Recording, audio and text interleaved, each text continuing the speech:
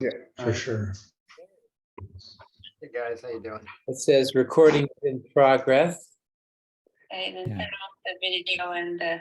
Well, I'm already looking at guys here, so there's no need to turn it off. We're okay. Hey, Robin. I've got Kelly on the phone here. It's just kind of helping me to make sure that I get logged in properly. Say hi, Kelly. Hi, everybody. Hello. There she is. All right, babe. I'll talk to you later. Okay. Thank you. Bye-bye. Yeah, I just arrived in Bologna, Italy, from Paris. We traveled by train all day today. Our train left Paris at 7:30 a.m., so I was up at 5:30, and it's 12 and a half hours later right now. It's 5:50. Well, as you know, it's about 6 o'clock here. So anyway, I'm a little knackered, from the day's travel. Almost 12 hours. Yeah. So, but that's okay. I don't mind. I'm enjoying myself. I'm in the good company of my buddies, the Honnett brothers, who are my band here in in Europe currently. And we're opening for Eric Clapton tomorrow and day after, and 2 days later in Milan. So it's fun. It's actually fun. I'm having a glass of red. Cheers. So is everyone, let's see, a lot of Americans, right? Couple of Americans. Are there any Americans present? 1, 2, 3. So Mario Rossi, where are you? I'm just outside of Toronto, Okay, you're Canadian. a town called Hamilton. Yeah. You were here about a few years back in a college. You did a guitar clinic Yeah. about 3 or 4 years ago How at a long college. ago? Oh, Maybe yeah. 4. Okay. know. Mohawk College. Yeah. Yeah, it was at a college. Yeah. I remember that. hmm I just saw something from someone else in Seattle who I guess we don't see their face. But anyway. Michael H., where are you? Hi, Robin. I'm in Calgary, Alberta, Okay. Canada. So yeah, Another Canadian. How about that? yeah, that's right. Yeah. Hey, Bill Hindle, where are you? I'm in New Hampshire. I'm about 75 miles south of the Canadian border. I guess I should have said Western Hemisphere. I said in the United States. Right on. All right, Andy Gunn. I don't know that we've met before. Have we? No, this is my first time. All right. Well, thanks for joining, man. Where are you? Thanks. Oregon, North Coast, Oregon. North Coast, Oregon. Okay. How's the weather? It's super foggy right now. Yeah. I just love that part of the world, man. I just love the Pacific Northwest, Yeah, it's a special place for sure. Yeah. I used to think I might live in Portland at some point, or certainly Seattle, or even Vancouver, but I went the other direction and wound up in France. So Not a bad place to be either. yeah, I mean, I love being here. There's a lot of bureaucracy, man. It's for some reason it's just hard to do almost everything. And I think I said on one of these meetings once before, it's like we have a friend, Kelly and I have a friend who's French, and she moved to Paris, back to Paris from having lived in San Francisco for like 15 years or something like that. So she's French, she's like in her 50s. And she said, okay, so I do one thing a day. That's it. You know, if you're going to get a chair, that's all you're going to do today. Get a chair. You know, if you're going to open a bank account, my God, that's going to take a few weeks anyway. You know, so you certainly don't want to do anything else. So it's really kind of it's a trip here in France, but I love the people. I mean, I just have, you know, my circle of friends is growing easily, you know, here, and Europe is it just kind of continues to open up, you know, as in the way that I had hoped it would. That like it never could in the United States. It just wouldn't happen. You know? It's just really a different world over here.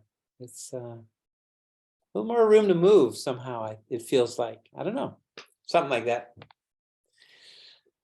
Anyway, you missed the very beginning, but I'm in Bologna, Italy. I was traveling all day, and we just got in. We just checked into the hotel after about a 10-hour travel day. And so. You need a tour guide? A tour guide to Bologna? Yeah, I have a friend there that's she likes to show people around. Well, that's nice, man. I mean, like, Yeah, she's great. I would be tempted to take you up on that, but this is a very particular You let me know. situation. You just call her up Yeah. anytime. Well, thank you. But Yeah. you know, we're playing with Eric Clapton Oh, okay. in these big venues for 2 days, you know, and I'm kind of all about it. I'm not planning on doing any sightseeing, you know. Oh, okay. I'll be doing yoga, meditation, warming up my voice, you know, fresh Oh, on the guitar. I just thought maybe you want to tour the vineyards into Tuscany. But anyway. Again, if I were just here, Okay. I would take you up on that. Yeah, she's great. It's a very nice offer, and I would definitely do it. Yeah, she's fantastic. She'll do anything for us. Right on.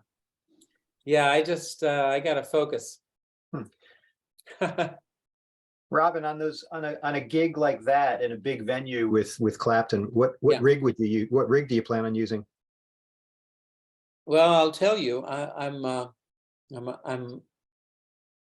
little disappointed. I have, you know, my Dumble rig is in the US. I have my 100-watt head 2x12 cabinet from Little Walter here in France. So I rehearsed with the guys for a couple of days. And then my plan was to have DHL bring my amp to Bologna from Paris. And the fellow who was keeping the gear, he called me up a couple of days ago. He said, Robin, it's going to cost €750 to get your amplifier to Bologna. I'm like, fuck, you know, Wow. I can't do that because it cost me $750 to get it back, you know? Yeah. I could buy the amp for that amount of money. Yeah.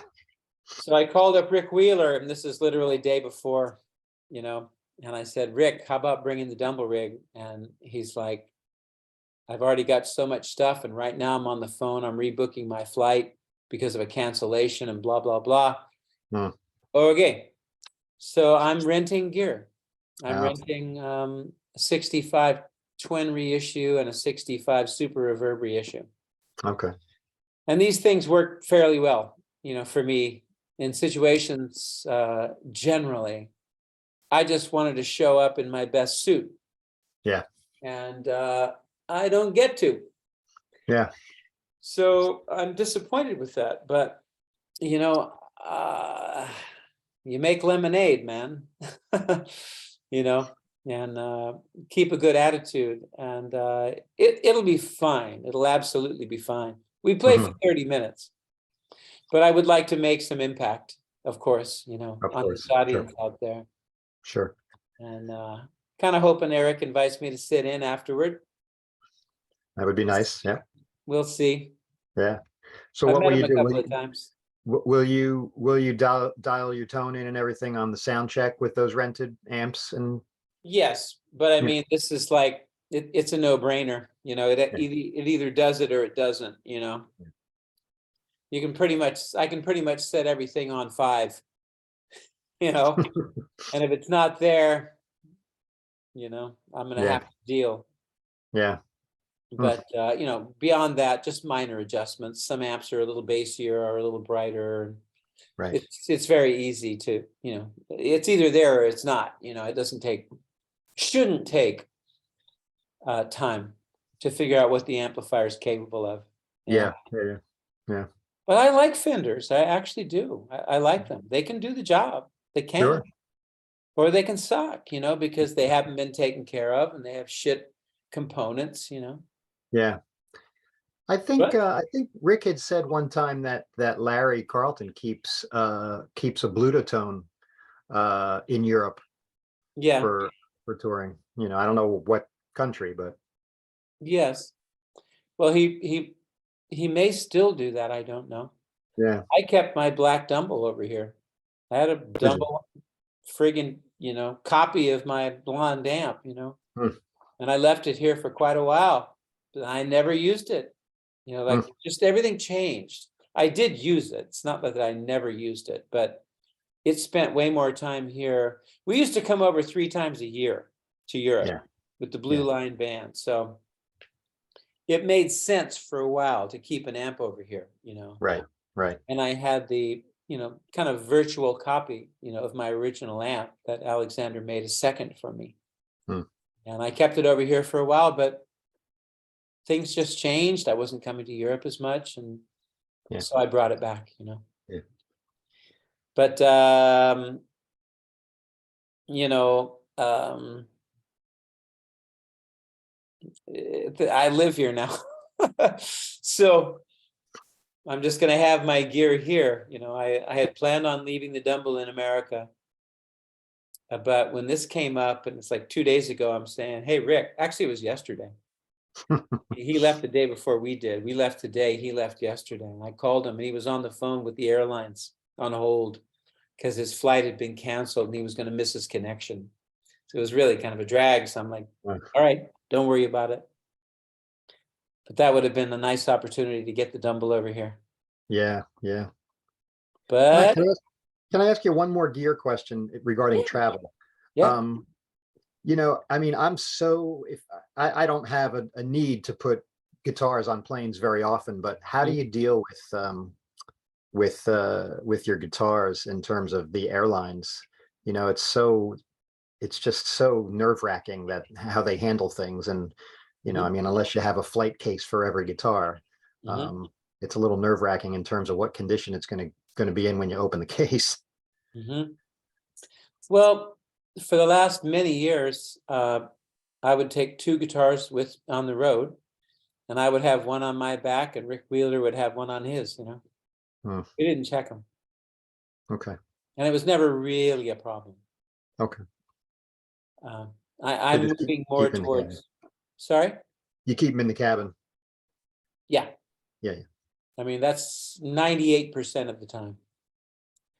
And, you know, at this point, I'm getting, you know, I mean, everything is getting more and more restrictive just generally. And, you know, I'm at the place now, you know, like I'm dialing in this PRS guitar. And my plan is to check it. I'm just going to check it because they're going to start taking it away from me anyway. You know what I mean? Everything's just getting so fucked up and so controlled and all of that, you know. It's like they're just not gonna allow it anymore because they don't have to. Right. So it's one of the reasons why I went for a new guitar, you know, and one that's replaceable. Right. You know, is because I can check it. Nothing's gonna happen anyway. And if something does, Paul can make me another one, you know. Right. So it's part of the master plan, you know, part of dealing with today's world and all of that, you know. Yeah. I love my Telecaster so much. I just love it, you know. When coming here, you know, we traveled by train, so I could have carried a little more stuff. It would have been a pain in the ass, but we traveled by train, so we were on the train all day. And it's like, what guitar am I going to take? It's only a 30-minute set, you know, and it's 3 shows like this. So I'm clearly only going to take one guitar. What's this going to be? It's going to be the Tele, you know. There's just no question. It's like, because it's gonna give me what I need, you know. Yeah. I just love that guitar so much.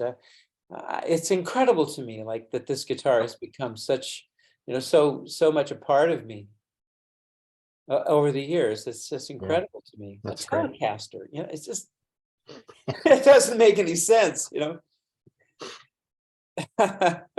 But you know, Albert Collins played a Telecaster and sounded like a, you know, Yeah. brick house, you know. So Yeah, for sure. all right, any musical questions? Hey Damon, we've met before. We've talked. We have, yeah. I haven't been around in a while. It's good to be back. Yeah. Where are you? I am in Edmonton, Alberta, in Canada. Another Canadian. That's a trip. That's great. All right. So what's going on with the music? Anything that you would like to talk about? I mean, now that you've put me on the spot, I have been thinking about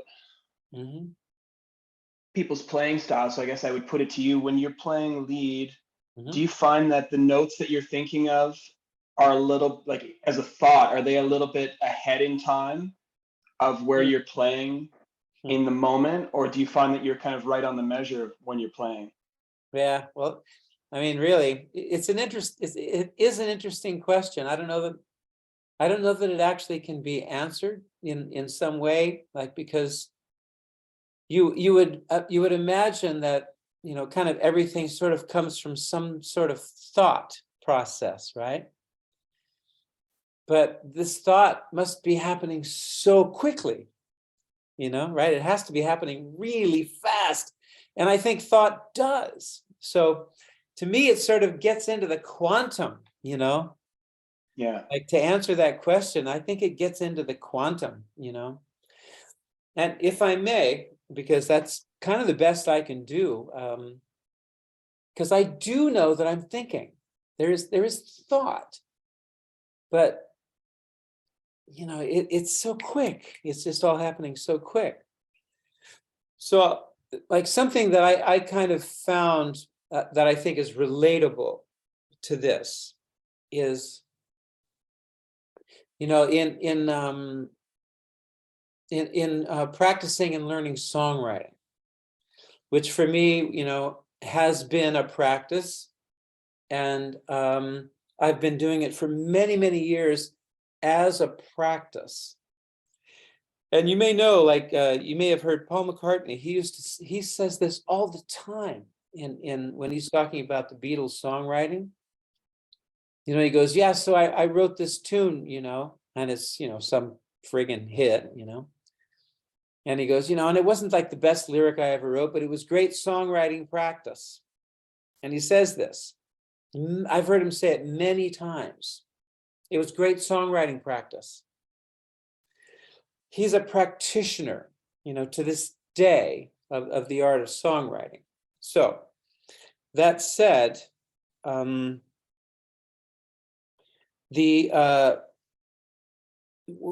I discovered that I feel is actually a legitimate, like, kind of assessment of what it is to write songs.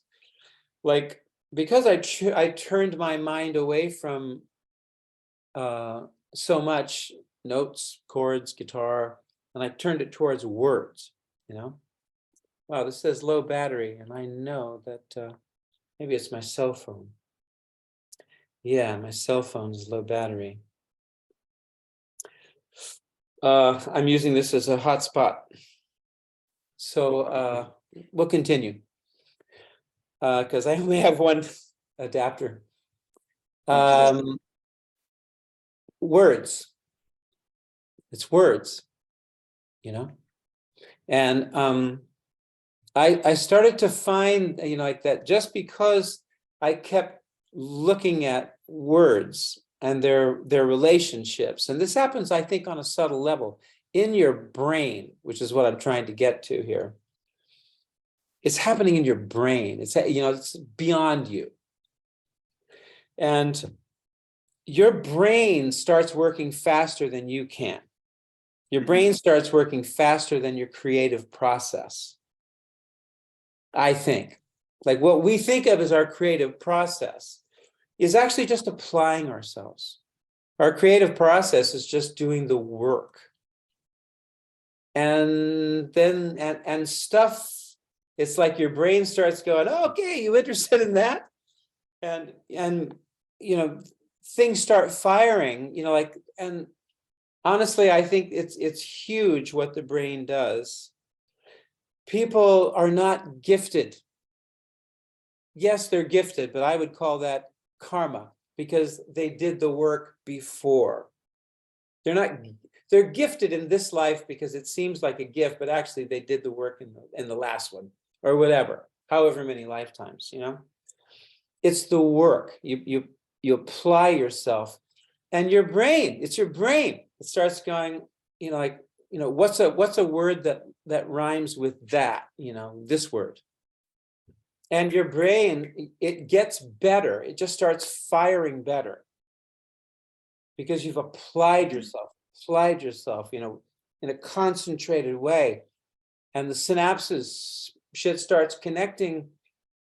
And, you know, again, for me, that probably goes all the way to the quantum, you know, and you become the Buddha, you know. But small things like the way words relate, you know, and like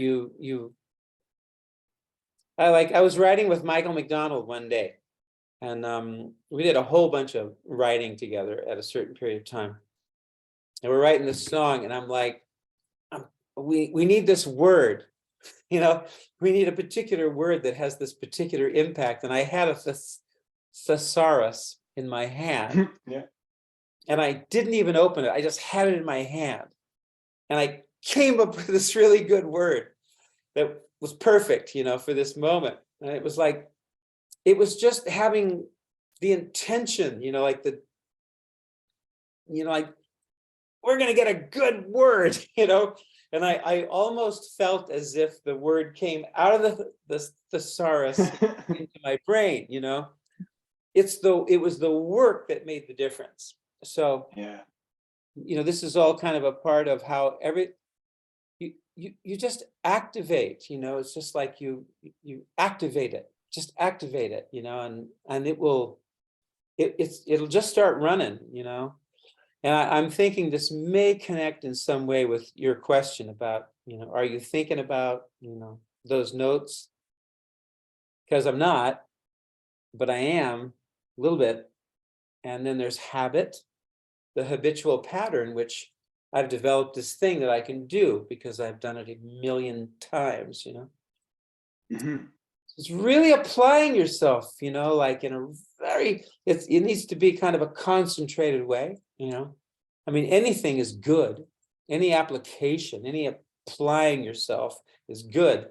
But, you know, if you really apply yourself in a concentrated way, you're waking up, you know, you're connecting synapses and your brain starts working faster than you possibly could. I believe this. So the brain it's way out there in front. I start something, you know, but, you know, everything that happens after that, it's happening so fast, but it's not because of a gift. It's because of application. And the brain just starts firing, you know. I think this. No, it makes incredible sense. Yeah, appreciate that. Thank you. You're welcome. I just can't think of any other reason for it, you know. It has to be. Because I do believe that every single person has the ability to do everything that anybody else could do. I don't think people are different. They've just Do you carry a applied. note? Hmm? Do you carry a notepad with you? And you jot down ideas? No, but I did used to jot down ideas, you know. I'd keep them, or I'd put them in my cell phone, you know. I used to do that, and I still do use my cell phone a little bit, but I'm not really writing lyrics much these days, and that's where I would do that. Was on the lyric tip. I'm getting a little bit back to it, but I'm kind of all about the guitar these days, much more. Oh, and I just have a question that's kind of related as far as when you're writing of music, like playing something, and a lot of times, you'll come up with a great idea, riff, something like that. What techniques do you use kind of, I know, I'm sure all of us have had that point where we've written, had something come up that we really like, but making it a complete composition. It's one thing to have a piece that sounds really cool and you really like, and we're taking it to a kind of completion. What do you do with those kinds of things? We talked about this a little bit last time. It may have been to the Asian community or something. I'm not sure. Okay. In the last one, but it's like I'll try to show you something. I have to admit I'm a little nervous about this low battery thing. So forgive me, but I don't have to. Oh, maybe I can just unplug this. It didn't lose you. That's good. All right, I think I can do this.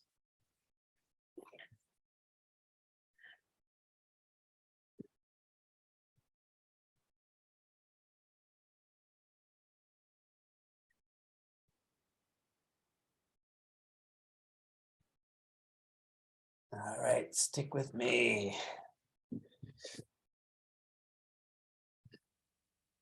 There are all kinds of examples. Yes, yes. Okay, I'm going to grab the telly here.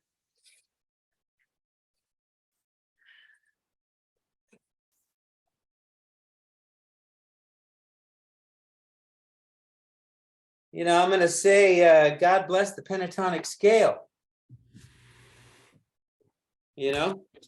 Or the major scale, or anything that's already existent. I draw upon the existent, which are the things that I know. I use pentatonic scale, I use diatonic scale, I use chromatics, and I use very basic fundamental chord voicings. And that's enough. It's actually enough. So I can't remember if I got into this. I don't think so. I remember talking to everybody about a particular instrumental composition I had done, and kind of getting into the details of it. So we're not going to have a good view here, I'm afraid. Very sorry about that. Oh, I know, it's in the songwriting thing, I think, but okay. So everybody know how to play an F13? E flat, third, 13th. That's F. That's the 7th. 5, 6, 7. That's the 3rd. That's the 13th, right? Okay. All right. Put a G in the root. Can you hear it? Can you guys hear this? Oh. No. Well, if you can play an F13, you can put a G in the root, then you can hear it. Now that chord, shit. First of all, you should know what it is, because it's an F13, first of all, which is in the Mickey Baker book. And everybody should know how to play an F13 if you've been hanging around me, because it's Mickey Baker.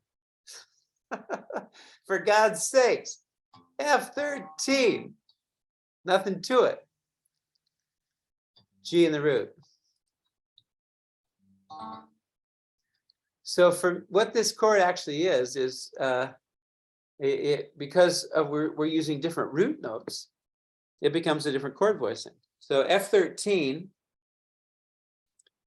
is also C minor 6, 9, C minor 6, 9. So if I put a C,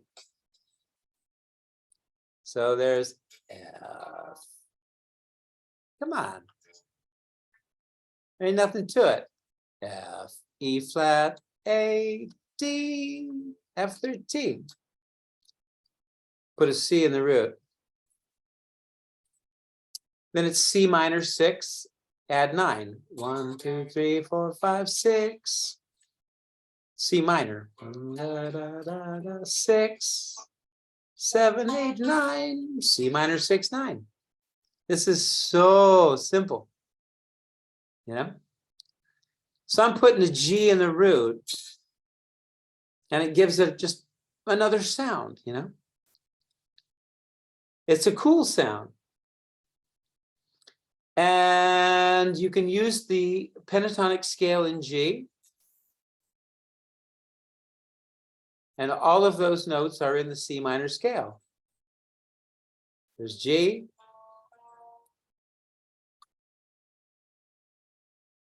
Flat 7 of C, C, minor third.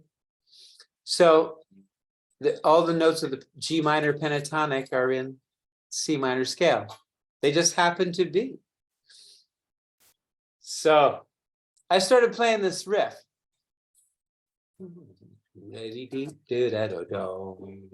C minor, F13 on top with G in the root.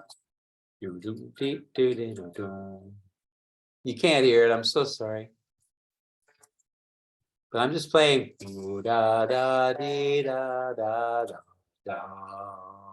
which is pentatonic, G.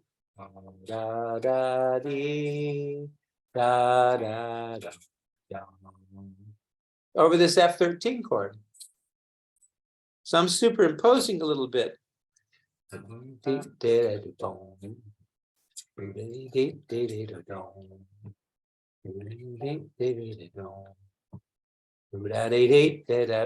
And now my song is in C minor. C minor 6.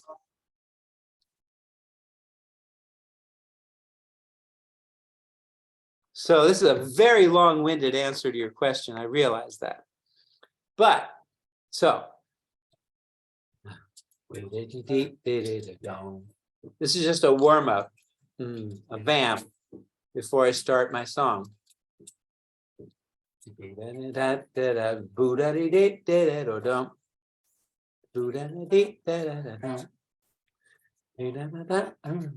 I put this bass line, I moved the bass line into C and double it up.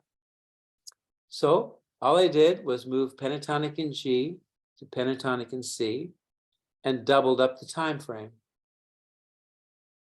So it's sort of math, you know what I mean?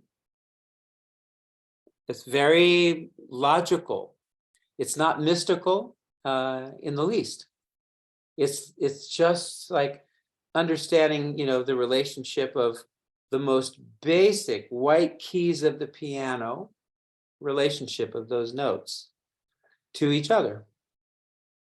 And the basic triads, white keys of the piano. This is just white keys of the piano. All of it.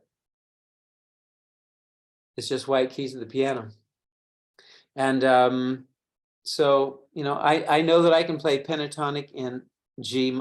I can play pentatonic in C. I can play pentatonic in D. That will fit. So I just go, okay, I'm pentatonic. Let's play it in these keys too. And all of them relate. You know, all the notes have to be harmonious with the scale. And we're just playing C minor, which is B flat major. And we're in the second mode, which, what's the second mode? Anyone know? Oh, I'm sorry, I can't hear you. Dorian. Dorian, yeah. So I have all the chords, right, of the, in this case, because I've chosen to put it in this key, all the chords of B flat major. So use them. And I do that. It's like, okay, I'm not just going to harmonize the scale. What if I go, just come up with some other pattern, some other approach to these simplest, of things.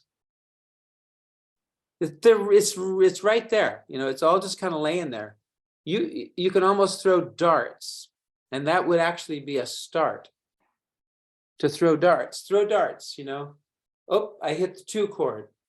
Oh, I hit the 7th chord. What does that sound like? I hate that, or that's interesting. And you have the interval between the 2 chord and the 7 chord. All right, here's the math. Now I'll go, all right, D, then I'll go 1 to 6 chord. There you go. And then maybe you bring them in. It's like this.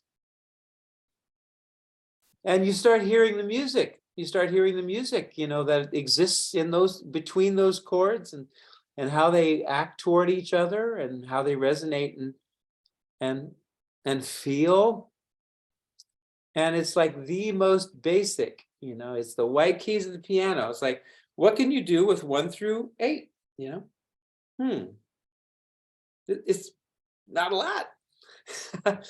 And of course you have the triads there. It's like, okay, just go like this. You don't even have to change your fingers, and you've got all those chords, all 7 chords. I always say too much. I'm sorry. Is any of this making any sense? Yeah, no. For me, it does. Very much so. Okay. Yes. Good to hear. Because this is the way I work. I'm sorry that we can't hear it, but this is exactly how I work.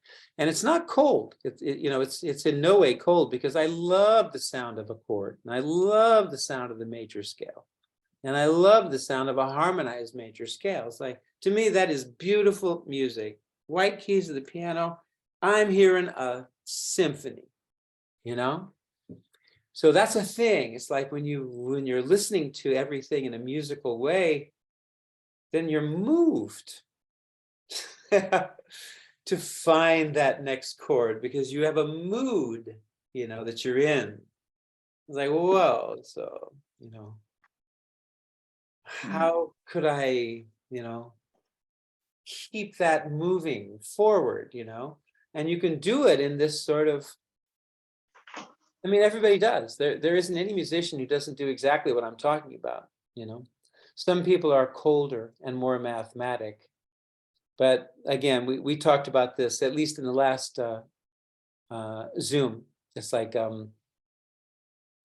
I mentioned, the quote, like somebody said, so music is math, right? And the guitarist who was being interviewed said, well, there's math in music, So this is how you can use math, in music. Okay, again, I've said too much or something. Somebody bail me out. Not at all. So how about a guitar-y question of some sort? Any guitar-y questions? Well, I have something. Muting. The great guitarists, and you mentioned it like in your first lessons, you're going to have to mute, so you might as well learn how to do it now. Yeah. And I'm working on it, but it seems like it's taking a long time. So I that's my kind of big difficulty right now. I'm getting a little bit better, and I've read a lot of things and been told a lot of things, but I find it tough. So yeah, I hear you. I started so long ago, I started working with that when I was 13. And so it's a long time ago for me. I just never had any guidance on it and just found my own way. So I just don't know any other way to do it, you know. To me, there's a lot that happens in the guitar that, for me, and my approach and how I've, you know, developed myself over the years, there's a lot of force of will, you know, just sheer force of will. This is going to happen.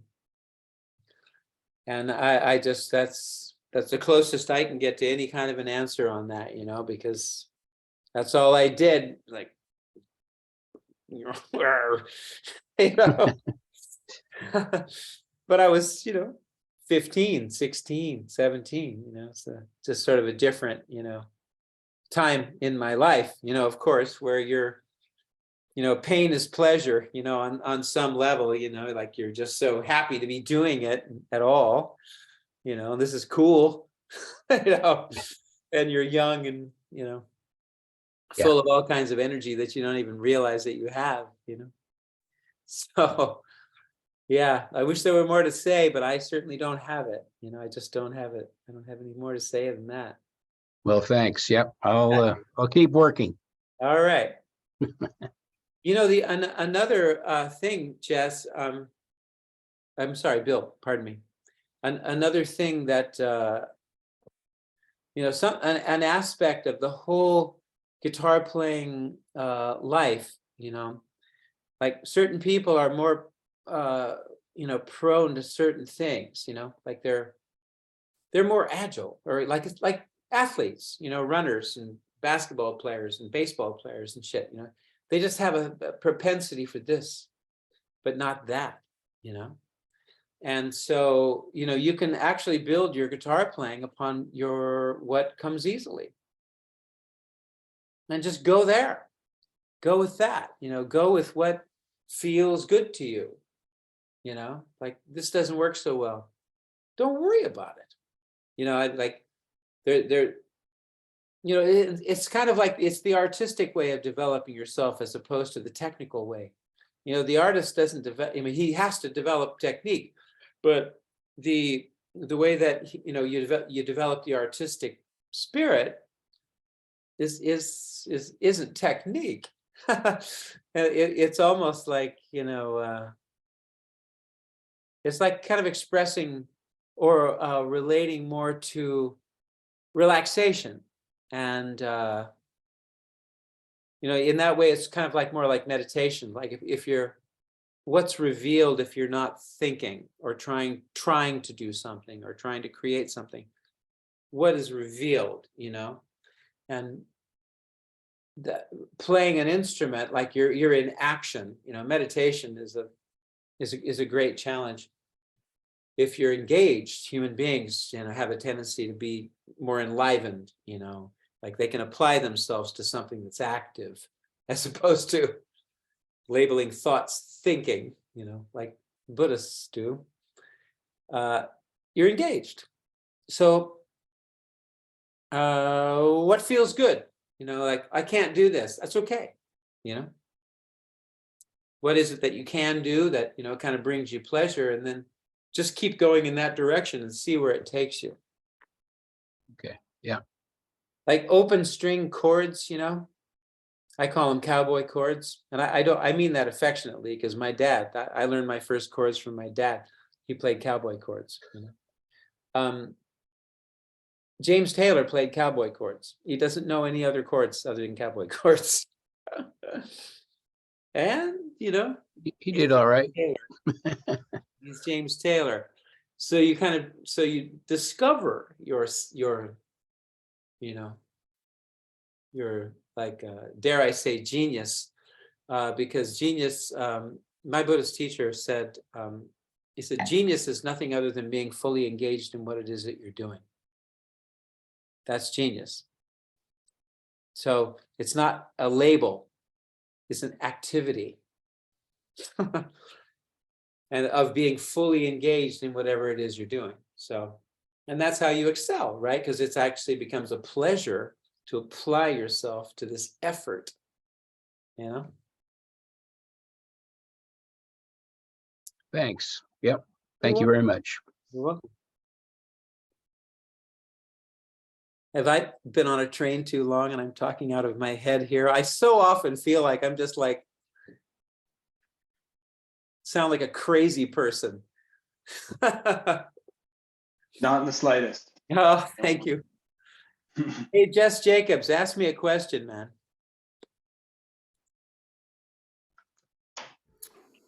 Hi, Robin. How are you? Good, man. Good. You know what? I get more listening to you because I'm kind of at the stage where I feel like I want to push out. You know Yeah. what I mean? And having missteps is one of the most brilliant thing that's happened to me because I'm able to push out. I can hear the sound, and I do that. It's like throwing darts. Everything Yeah. that you say, your philosophy is genius. Ah. It is. Well, It is. And everybody on this, you are one of the best guitarists in the world. oh, well, thank You you. truly. I have Philly Blues live at Yoshi's on repeat. Like I listen to it every morning. I have to hear it. Live at lines- Yoshi. Is this the blue line, the new one? The one that was remastered. Yeah, yeah. Oh my Well, God. mixed. Yeah. Yeah. Thank you for that.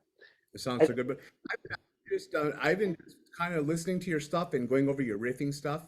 Yeah. And really even like that C minor 9, you know what I mean? And really hearing the it's like you can't really tell what chord it is, but you know what notes are.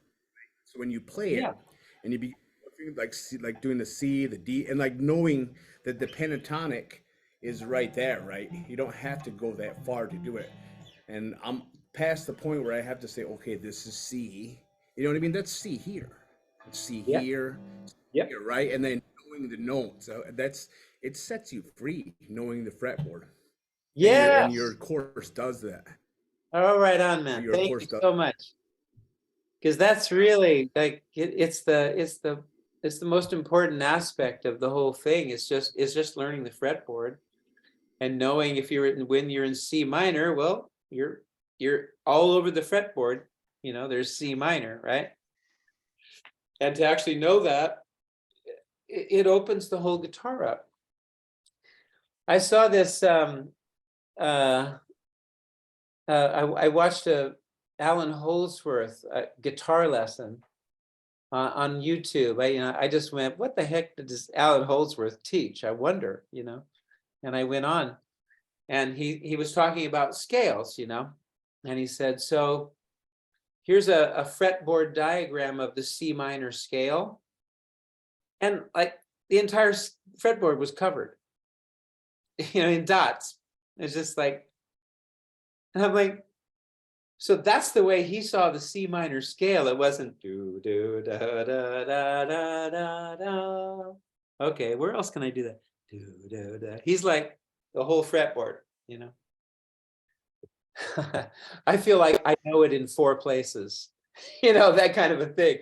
I'm much more like that, but this is how Alan Holdsworth could do what he did, And he said, I just know all these scales. Or he said, I know the fretboard, the guitar. I know these, I know what scale I'm playing. I know what key I'm in. And he said, and I just try to play melodies that I like. This is what I would say. And yet he's just so much exponentially more of a accomplished guitarist than I, But it was the same concept, and that just kind of blew my mind. It's just like, yeah, well, if it's C minor, you just need to be able to know how to play C minor all over the fretboard. And then you just play melodies. That's what he said. And that's exactly how I think. And of course, C minor is B flat major, right? C minor is not C minor scale, it's B flat major, played starting on the 2nd degree. So now you're modally thinking,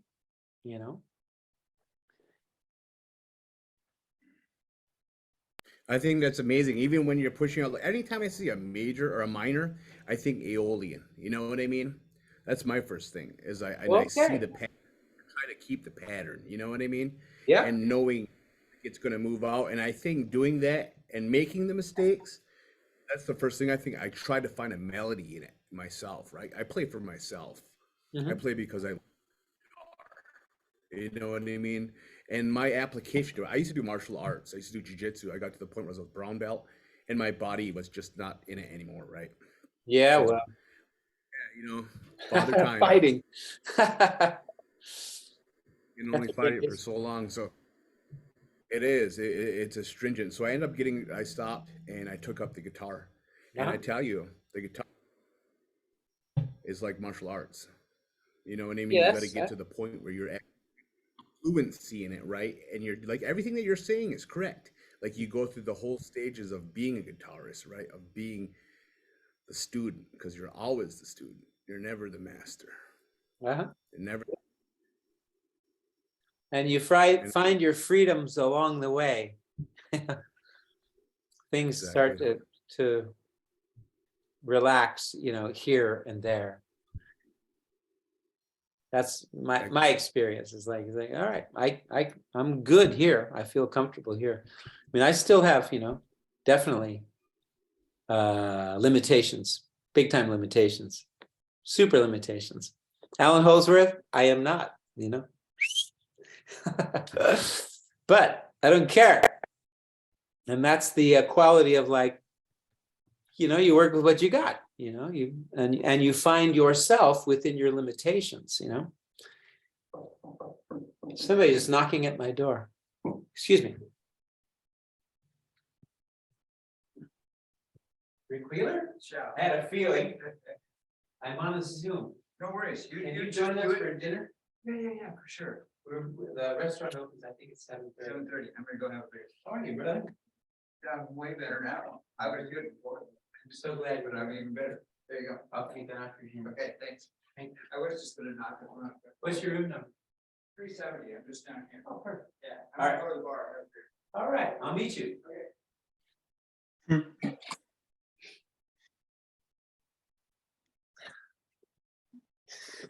Yeah, it's my tour manager, Rick Wheeler. He flew in from Nashville today, and he was supposed to fly in yesterday. I think we were talking about my gear earlier. Yeah. So he just brought me my Les Paul, which I haven't seen in a while. Oh. All right. There's a slight burden associated with transporting that. Yeah. I'll tell you guys a secret. I don't have a single piece of gear that's insured, including my dumbbell. Wow. Aye. Nope. Fuck them.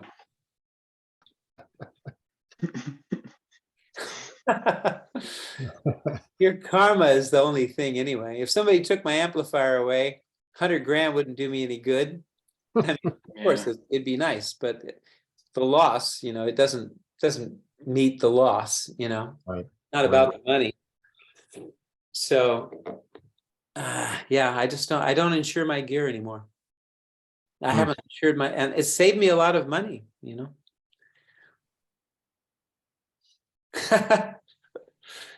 Homeowner policy.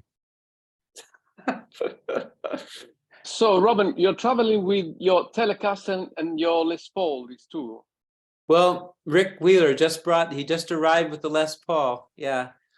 And it was really more than anything, it was just a way to get it to Europe, because the cost of bringing my gear to Europe has been, it's literally prohibitive. If I bring it over and insure it, you know, for what it's worth, then I have to pay like $10,000 in frigging VAT tax. It's just insane. So Rick brought one guitar over. I'm going back to Nashville on the 18th, and I'll be there for a couple of weeks, and then I'll bring a couple of guitars back with me. So this is the way I'm getting my gear to Europe. Who asked that question? Was that Roberto? It was you. It was me, yeah. So basically, you travel with maximum. Well, as we were talking about earlier, it's like, you know, I'll have one on my back. My tour manager has one on his back. Yeah, I mean, I'm not Eric Clapton, man. I'm just opening for him. Right. So really, Yeah, no. awesomely, I mean, like one guitar is all that I would necessarily need, and often, that's what I do. I like that, but I would love to be able to have 4 or 5 guitars with me. I've done it when I was playing for rich people. Yeah. Just not one of those people, So 2 is kind of my max. Well, with Telecaster and Les Paul, you have all the sounds you need. I mean, all Should be. many sounds. Yeah. Yeah, should Right. be. I mean, that ideally would do the trick. Yeah. Yeah. Good. Which Thank Les you. Paul did he bring by? Well, it's my conversion. It's the 54 to 59 conversion. Oh wow. It's okay. It's not Yeah, as great I as guess. well, it's not as great as I want it to be. It's just not, Wow. It's a conversion, right? Yeah. So, and I mean, it even has a new fretboard on it, and Oh refret. wow. It has a top, like they took off whatever the gold top was. They put on a flame, they refinished the guitar like that. And this puts the guitar through a lot of changes. Yeah. So it's not perfect, and it's been a disappointment to me. But it is a 50s guitar with 50s parts, and it has ridiculously good PAFs. And I don't know where they're from. I don't know if they're 57, 58, 59. I think they're 58. The way they sound to me is 58. Wow. But it's just it's a piece of work, and it sounds great, but it plays a little bit stiff. So You sold one to Garth Weber.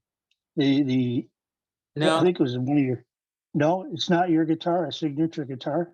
I gave him one of my Robben Ford Fender. Yes, Yeah, that's the one I'm talking about. yeah, I gave that. And to how was that guitar? How was that one? It's a nice guitar, You liked it? and it got better with time. And Garth loved it, so it was Yeah. loved. It was played, and I used it on some of those Ford Blues Band recordings.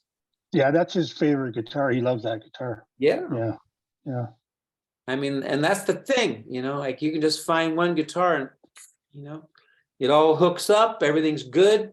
And that's been the telly for me. There's no other guitar that has stuck, Yeah, that's his go-to guitar. The one that the Ford, yeah.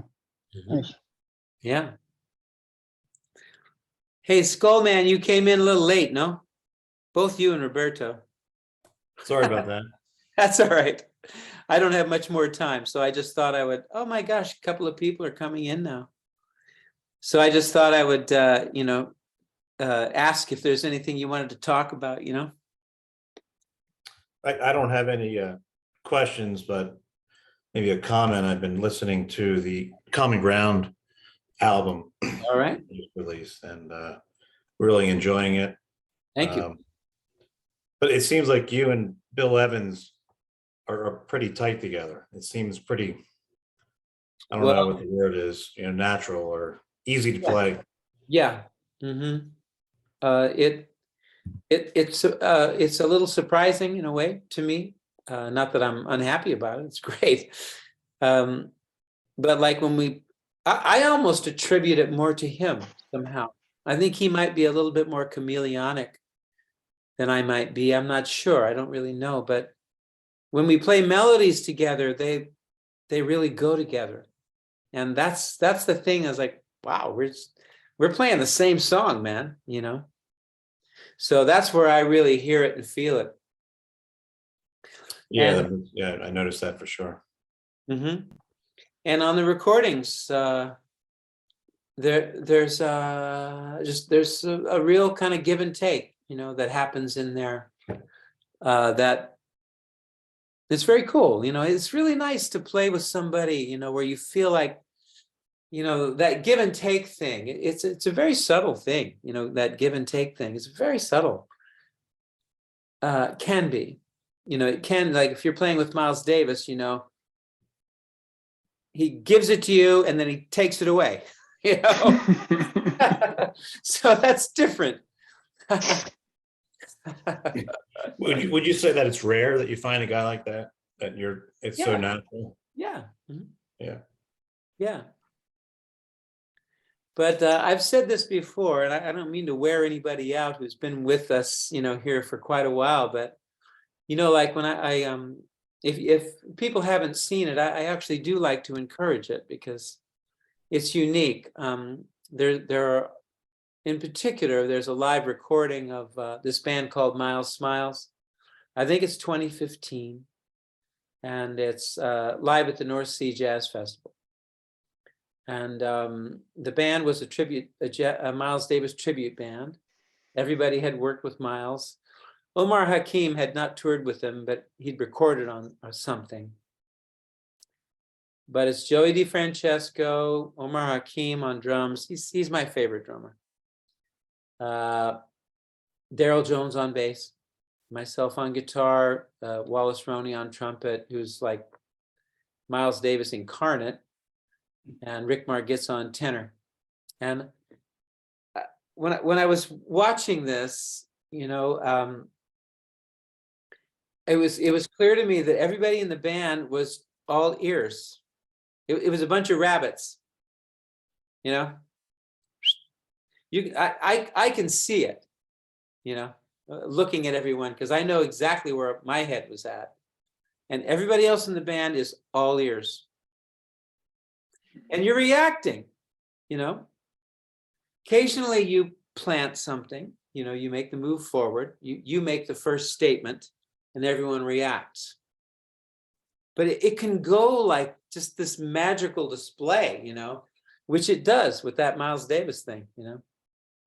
The horns are a little bit more aggressive and kind of one-pointed, and everything supports. But what I love is just like, you know, when you play something and then somebody's inspired and they play something, and then somebody over there is inspired and they play something. And this kind of thing, I see it play out, you know, in real time in that Miles Davis thing.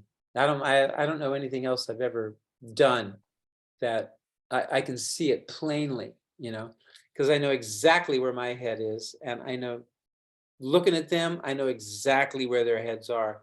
And it's listening. Okay, because I heard that, I'm going to do this, you know. And it's just beautiful. So yeah, the Miles Smiles North Sea Jazz Festival, I think it's 2015. If you haven't seen it or heard it, it's pretty cool. And if I may add, you know, we're all able to do that because it's none of our music. It's all Miles Davis's music. And we're all serving his music. All of us, everybody's serving the master, you know? And all of us want to do the best job we can to represent a man who can't be there due to circumstances beyond his control. Who's the What? true master of the Telecaster? Say that again? Who is the true master of the Telecaster? Albert Collins.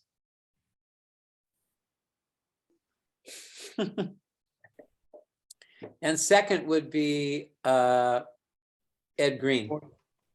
Ted Green. He's probably Chord chemistry. Yeah, he's Chord probably chemistry. Yeah. And he's probably first. And you know, maybe Albert Collins is second. But I put him. Do you have his book? I'm sorry? Do you have his book? Well, I bought Chord Chemistry. Yeah, it's a very complex book. I didn't get past page 2. Yeah. Yeah. Happy he got the royalty. Yeah. I donated to the cause, you know. But no, I couldn't learn anything. It's way over my head. You know? Yeah, it's too complicated. Yeah. Have you ever seen any video of him teaching? Yeah. On YouTube, there's a lot. What's that? Yeah, on YouTube. Yeah. I was so shocked. I mean, he's just like a dude. Yeah. He's totally cool, and he's teaching in a very simple way, smoking cigarettes all the time, right? Yeah.